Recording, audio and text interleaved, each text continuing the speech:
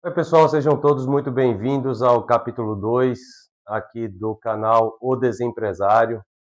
Como eu falei para vocês lá no início, eu não tenho a pretensão de lançar isso com periodicidade. Semana passada aconteceram várias coisas aí dentro do que é a vida de um desempresário e acabou que eu não consegui gravar, mas estamos aqui para falar o capítulo 2 do desempresário, como é que funciona ser um desempresário no nosso país. Eu fiz até um roteiro aqui, para não esquecer de falar nada, e o capítulo de hoje vai ser falando, o episódio de hoje será falando sobre como eu me tornei um desempresário. A, a história vai ser breve e com alguns detalhes, e depois eu vou explorar cada um desses detalhes em outros episódios. Então vamos lá, olha. Eu comecei a trabalhar com 14 anos, né, na empresa onde meu pai era diretor. Eu comecei carregando caminhão, logo assim, para entender o que era o trabalho. Não era um bom aluno da escola, tinha perdido ano, e aí eu fui trabalhar como se fosse um, entre aspas, castigo, mas na verdade foi um grande presente. Foi ali que eu aprendi muita coisa da minha vida. Consegui entrar na faculdade, entrei na faculdade de administração de empresas, me formei. Com a formatura, eu já tinha muito tempo trabalhando sem tirar férias, porque não dava para concorrer ali, concorria faculdade, escola e trabalho, as férias não eram organizadas no mesmo período.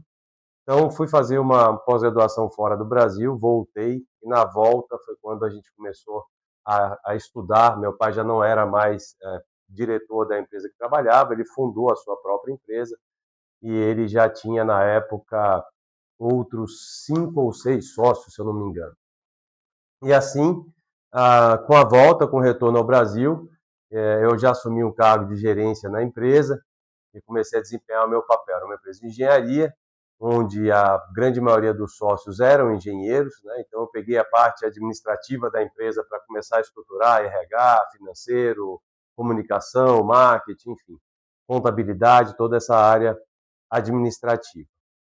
Lá para 2003, 2004, eu resolvo assim então me casar, e aí com esse advento do casamento, meu pai, dentro da extrema boa vontade e proteção do pai, né, ele falou assim: bom, já que você vai casar, é uma vida nova para você, você vai precisar ganhar um pouco mais. E aí começam, né, aquelas crenças da gente quando a gente se torna um empresário e que a gente tem a vontade de fazer o melhor. Ele falou assim: olha, eu vou te dar um percentual de presente da empresa para você, e aí você se torna sócio. Com sócio você se torna você vai ganhar prolabore ao invés de ganhar salário, né, ao invés de ser um seletista, e vai ter alguns privilégios de sócio, previdência privada, um plano de saúde melhor, enfim. E assim foi feito. Então, naquele momento, o que ele imaginou, e eu acho que a grande maioria ah, dos familiares, assim, quando colocam, né, os seus filhos nas empresas, eles imaginam isso: eu vou te dar um presente que vai ser melhor para você. Só que aí começam as decisões, o que eu considero, né, de decisões erradas neste processo. O primeiro a empresa não era uma empresa familiar, né? Meu pai era o sócio majoritário da empresa, mas tinham outros 5 ou 6 sócios, como eu já falei aqui para vocês. Então, com isso, ele colocar o filho dele como sócio, ele já começa a mexer com a estrutura da família. Por quê? Porque ninguém cria empresa pensando que um dia ela possa quebrar, tá? E por isso, por não pensar dessa forma, acha-se que não tem problema nenhum colocar o filho lá. Mas qual é o problema? O tal do nosso CPF, tá certo? A partir do momento que você se torna sócio, o seu CPF já está ligado diretamente ao CNPJ. E daqui mais um pouquinho para frente eu vou explicar o que acontece. A segunda grande decisão errada: quando você aceita ser sócio, né, aí eu estou falando mais para o pessoal mais novo, para a galera mais jovem. Quando seu pai, sua mãe ou sua família, seu avô, alguém te propõe isso, cria-se uma algema imaginária à empresa e a este familiar que te criou, que te trouxe lá para dentro. Por quê? Porque sempre vai ficar aquela sensação que você está devendo alguma coisa para essa pessoa. Então, ele me colocou aqui, ele me trouxe aqui, eu construí isso aqui junto, eu estou ganhando dinheiro, eu estou construindo a minha vida com isso, então por que eu vou sair? Então, essa algema imaginária, emocional, fica bem pesada quando a coisa dá errada. E durante também o processo, né? Porque existem aí diversos conflitos entre as gerações e as formas de entendimento de gestão, que isso aí não é o nosso caso aqui falar, pode ser até um tema de um outro capítulo. A terceira decisão errada. Cria-se um conforto emocional muito grande para os outros filhos, sobrinhos, parentes, enfim, ou as outras pessoas que falam assim, bom, já tem um aí dentro, se já tem um aí dentro cuidando, eu não preciso estar aqui dentro também. Esse um que está aí, ele já toma conta da coisa, ele já consegue resolver o que tem que ser resolvido. E aí gera esse conforto muito grande para quem fica de fora.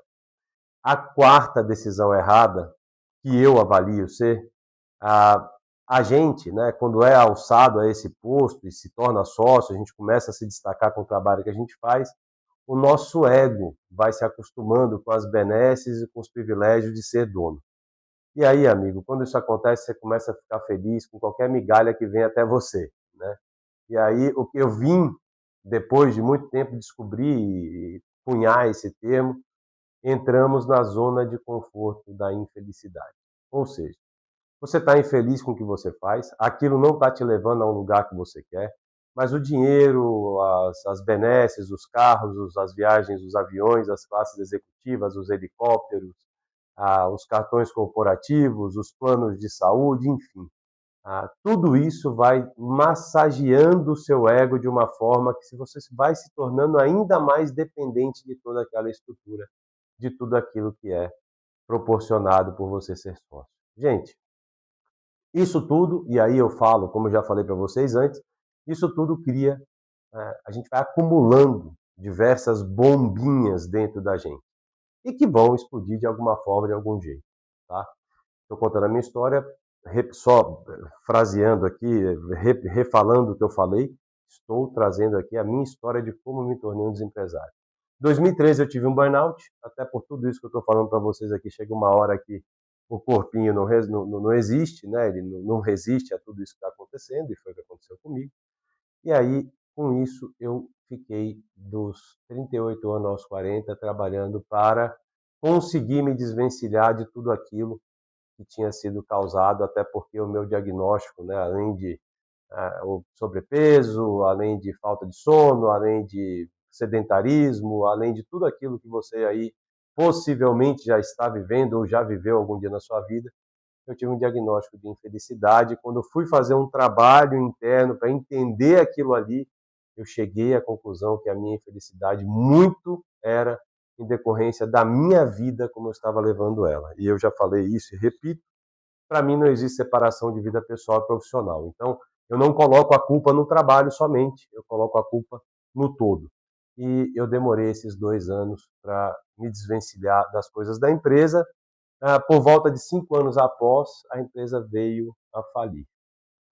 E aí, pessoal, neste momento, já com 44, 45 anos de idade, quando isso acontece, quando a empresa vem à falência, as coisas tomam uma proporção que ninguém nunca ensinou e falou para você, e ninguém nunca ensinou e falou para mim. Olha que eu fiz faculdade de administração de empresas, olha que eu fiz pós-graduação, fiz MBA, fui estudar fora, voltei, estudei aqui no Brasil, consultei todo tipo de consultoria, Big Four, consultorias menores. Ninguém prepara você para este momento de ruptura. Da mesma forma que ninguém prepara você para um divórcio no casamento, ninguém prepara você para um luto, para uma perda de um ente querido, ou de um amigo, ou de alguém. Ninguém prepara você para o momento quando a empresa vai à falência. E aí as coisas começam a andar daquela forma que te tornam um desempresário. Eu vou trazer para vocês aqui alguns pontos que eu penso serem relevantes para você entender. Primeira coisa que acontece quando a empresa vai à falência e você trabalha numa empresa familiar, ou o seu pai, ou o seu avô, o seu tio, a sua mãe, são as pessoas que são os líderes principais. A primeira coisa que acontece é uma tristeza profunda para essa pessoa que já está com uma idade um pouco avançada e não entende o porquê que isso está acontecendo com ela.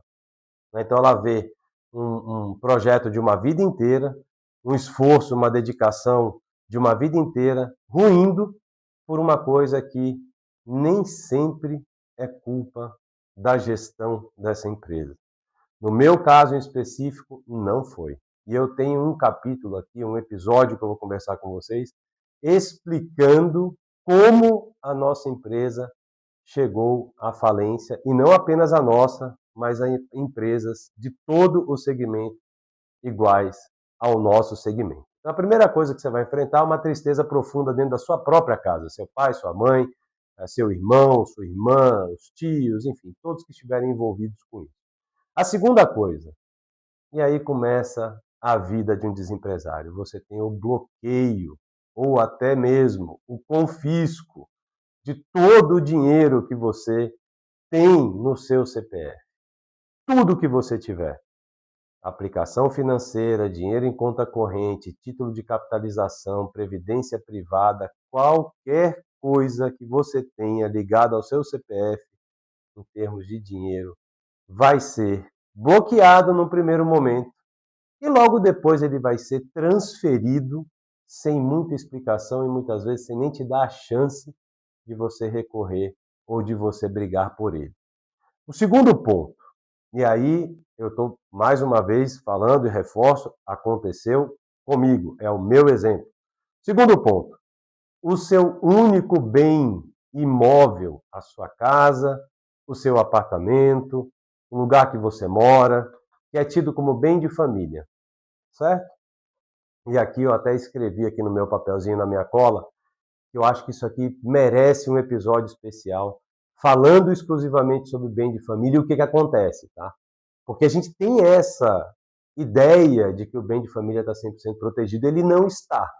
Se você não tiver dinheiro para pagar o advogado, para trabalhar, para convencer a excelência do juiz do trabalho que aquele é o imóvel que você mora com a sua família e que ali é o seu bem de família e que você nunca cometeu nenhum crime e você precisa ter aquele bem para morar, você corre o risco de perder o seu imóvel. E só vou falar uma coisa rapidinha aqui que aconteceu também comigo.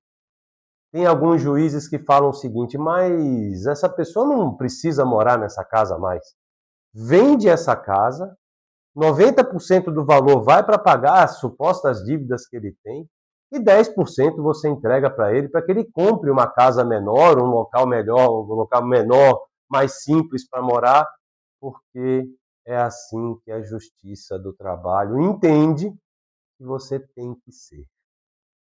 Aconteceu comigo, tá bom? Então, assim, a sua casa ela não está protegida. A sua casa, o seu bem de família, se você não tiver advogado para ficar te defendendo, ele pode ir a leilão e você não tem o que fazer. É outra algema que te colocam, que é, dali você não vai sair mais, amigo. Se você não conseguir reconstruir a sua vida, aquela será a sua casa para o resto da sua vida. E aí vem o terceiro ponto, oriundo de todos os outros, que as pessoas muitas vezes não têm ideia, mas que acontece. As suas relações familiares íntimas, elas começam a acabar. A relação sua com seu marido, com a sua esposa, começa a ficar bem desgastante. Aquela vida boa que você dava para o seu companheiro e para a sua família, para os seus amigos, né? O acesso que você dava às coisas boas que a sua empresa, que o seu trabalho, que o seu suor te dava, eles começam a não existir mais. E a partir deste momento, as brigas, os afastamentos e as rupturas, eles também acontecem. Amigo, é inevitável. Comigo foi assim, com diversos amigos desempresários também foi assim. E não tenha dúvida que se isso vier a acontecer com você, também será assim. O quarto ponto, você vai começar uma busca desesperada para conseguir salvar alguma coisa do seu patrimônio. E, digo a você, muito difícil você vai conseguir. As pessoas tinham antigamente a crença de que uma patrimonial, onde você colocava os seus bens imóveis, as suas aplicações, aquela patrimonial iria ser a salvação caso isso acontecesse. Mas elas não pensam somente uma coisa. Elas colocam os sócios dessa patrimonial, os seus CPFs, linkados ao sócio da empresa que gerou todo esse caixa, todos esses imóveis. Então, assim, a partir do momento que o CPF do Frederico está lá, e o Frederico coloca a filha dele, a esposa dele, qualquer pessoa junto, numa construção de uma patrimonial, de uma holding, do nome que vocês quiserem dar, todos esses CPFs também estarão contaminados e serão todos envolvidos em qualquer situação que você esteja, entre aspas, devendo. Principalmente se for justiça do trabalho. Essa daí é implacável na eficiência de condenar mesmo aqueles que não foram condenados ainda. Então, amigo, se você tem a esperança que o seu patrimônio está salvo com o seu CPF e uma holding patrimonial, eu sinto lhe dizer que não está. Se você pensa que previdência privada não pode ser penhorada e está a sua previdência privada linkada ao seu CPF, sinto muito lhe dizer, mas você também não está seguro, tá? Tudo que tiver linkado ao seu CPF, tenha certeza que será subtraído de você sem mesmo te dar a chance de uma defesa justa. E aí, por final, eu coloquei aqui uma parte que aí é a parte mais complicada, penso eu, que é a parte da saúde mental das pessoas quando elas se tornam desempresários. Gente, eu convivi com muitas pessoas que se tornaram desempresários e pessoas que entraram em depressão profunda, síndrome do pânico, não saíam mais de casa, começaram a ficar apenas dentro de casa, pessoas que não conseguiram reconstruir a sua vida, até porque assim, quando uma pessoa monta uma empresa e ela tem boa índole, e ela tem boas intenções com isso, ela faz tudo no nome dela. Tudo. A pessoa, quando está a fim de fazer alguma cagada, coisa errada, ela arranja o que o Brasil fomenta assim aos quatro cantos. Um laranjal. Bota um monte de CPF que não é o daquela pessoa, abre empresa, faz um monte de cagada, quebra a empresa e quem vai sofrer é o laranja. E muitas vezes nem sabe o que está acontecendo.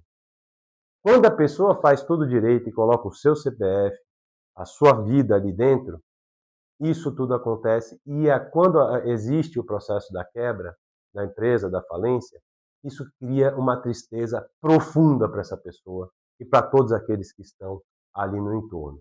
Acontece também muito de que os familiares que não estavam envolvidos diretamente na empresa começam a culpar quem estava, porque não conhecem da realidade, não conhecem de como aquilo é feito. Uma coisa ainda mais grave, tá? A partir do momento que você começa a tomar dinheiro emprestado dos bancos, quem é que assina junto com você os contratos dos bancos? A sua esposa, com o aval dela. Então, você empresário, você, se tiver problema com quebra da sua empresa, você está ferrado. A sua esposa, se ela deu algum aval em algum empréstimo que você pegou no banco, ela também vai estar ferrada. Se você criou uma holding ou uma patrimonial, o nome que você quiser dar, no seu nome, da sua esposa, dos seus filhos, e a empresa vier a quebrar, todos esses CPFs vão para o saco também. Então, assim, pessoal, eu sei que é uma enxurrada de notícias não muito boas, mas eu tenho que falar a verdade para você. Ninguém que está aí no mercado, nenhum desses cursos maravilhosos que vai triplicar, multiplicar o seu faturamento por 100, e você vai naquelas conferências maravilhosas, cheias de painel de LED, todo mundo vendendo um monte de coisa. Ninguém explica isso para você. Todo mundo explica que você tem que vender, faturar, faturar, faturar. Agora, ninguém explica. E se quebrar, o que que dá? E esse é o meu papel, esse é o meu propósito. Falar para você assim, ó, se você quebrar a sua empresa, a sua vida fiscal, tributária, financeira, ela vai para o caralho. Se você quebrar a sua empresa, possivelmente a sua vida matrimonial também vai para o mesmo lugar. E quiçá também dos seus amigos, tá? Muitos aí que usufruíam dos seus jatos particulares, seus viagens de helicóptero, viagens executivas, restaurantes bons, etc., vão tudo sumindo, aos poucos. Então, pessoal, esse capítulo aqui foi só para falar para vocês como é que eu me tornei um desempresário. Tá? O próximo, eu vou falar o que fez eu me tornar um desempresário. E aí pode ser que muitos de vocês já conheçam, já ouviram essa história, e muitos acham que isso nem acontece. Então, eu queria que vocês ficassem bem atentos ouvissem tudo isso que eu estou falando para vocês, porque de fato acontece com frequência e quando acontece, meu amigo, é muito duro para que essa pessoa, para que este empresário que se tornou um desempresário, aguente toda essa pressão. Fique ligado aqui no canal, curte aí, liga o sininho, manda para os amigos. Olha, eu sou novo nesse negócio, não sei nem se o que eu estou falando aqui é isso que tem que fazer, mas se você puder compartilhar, pegar esse link, mandar para todos os seus amigos, empresários, para que eles fiquem atentos e continuem acompanhando aqui, eu vou ter muita satisfação e muita alegria de compartilhar com vocês o que é a vida de um desempresário, para que você que está aí hoje é um empresário, não se torne um desempresário e não faça com que a sua vida fique ainda mais complexa do que ela já é. Um grande abraço para todos vocês, obrigado aí por terem assistido e até o próximo. Prometo que eu vou fazer o próximo ainda essa semana. Um abraço, pessoal, até mais.